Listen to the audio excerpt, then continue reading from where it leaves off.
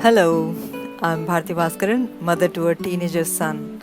His name is Abhishek. This is a new series called Awestruck Abhi, and episode 1 is Abhi's curiosity about ants. Curiosity is what drives us to learn new things, which is why curiosity is essential in the education process. As adults, there are ways to stimulate us to stay curious, but it is critical to encourage curiosity from a very early age too. So my son Abhishek from his childhood has always been curious. I call him curious investigator. Curiosity is sparked in him all the time. As a baby, he would lean forward to catch his own toes and keep it in his mouth.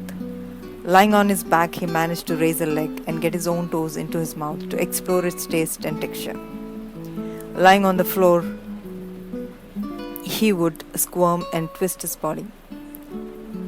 I'm sure all the babies do that. By the age of 5, as a natural curious investigator, he would notice and pick up the smallest speck or insect on the sidewalk and turn it into a science experiment. He would watch ants for hours and be excited about it. He wondered about how things happen or how they work. Often he will ask the most amazing questions that inspire my own curiosity. He would ask, "Where are the ants going?" He would also ask what makes leaves change colors. Where does the night come from? Yeah, it reminded me about darkness. I would share another podcast. My son loved playing in darkness. This is natural.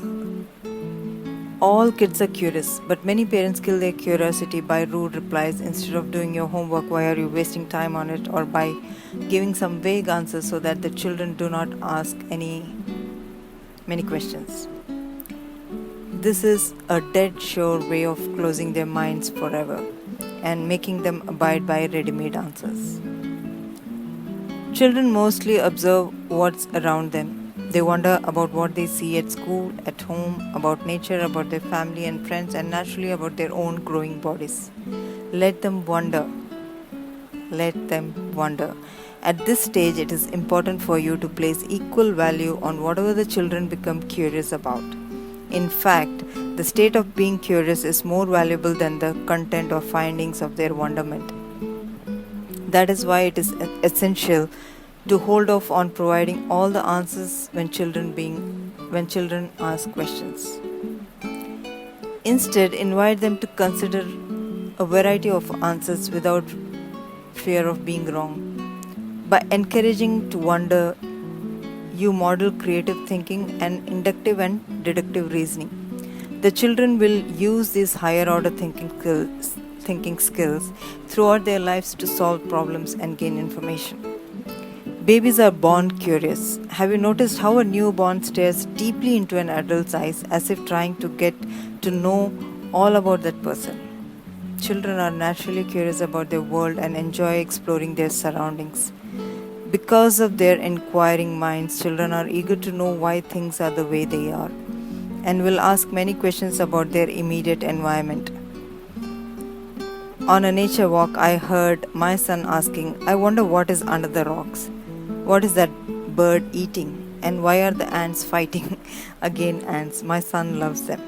So I collected few trivias about ants. If your child is as interested in ants as my son, once your child is over with the exploration, as a story you might share these facts about ants to your child in a breezy way. It is some facts and not all. So let's begin.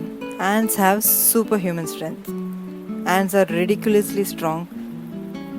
They have the ability to carry between 10 to 50 times of their own body weight. The amount an ant can carry depends on the species. The Asian weaver ant, for example, can lift 100 times its own mass. Ants don't have lungs and don't have ears.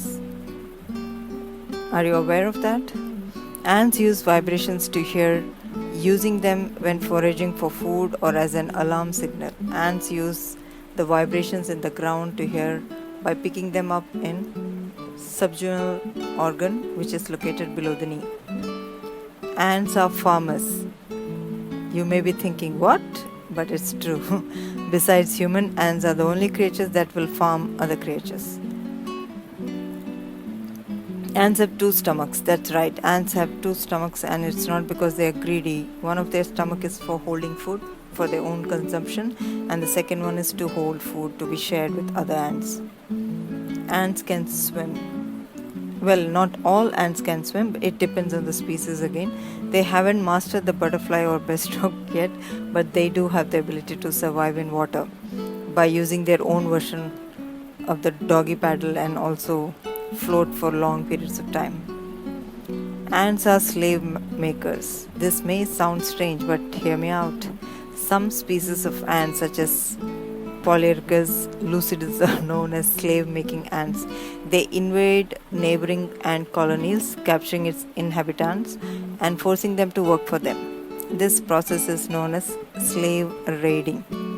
Ants are as old as dinosaurs. A study from Harvard and Florida State Universities discovered that ants first rose during the Cretaceous period around 130 million years ago. They have survived the Cretaceous Terrificati extinction that killed the dinosaurs as well as the Ice Age. Oh my god, I think this information is enough, right? So many kids are naturally curious and are always actively looking to explore and discover new things. However, I am sure you know more than one kid who hasn't developed this instinct to the same degree, and it becomes their parents' and educators' roles to identify this issue and help them cultivate their curiosity. Find exciting ways to awaken kids' curiosity that a number of parents may ignore. If you wish, I could make a podcast on that as well. Hope it helps. Thank you all for listening to my podcast. Thank you so much.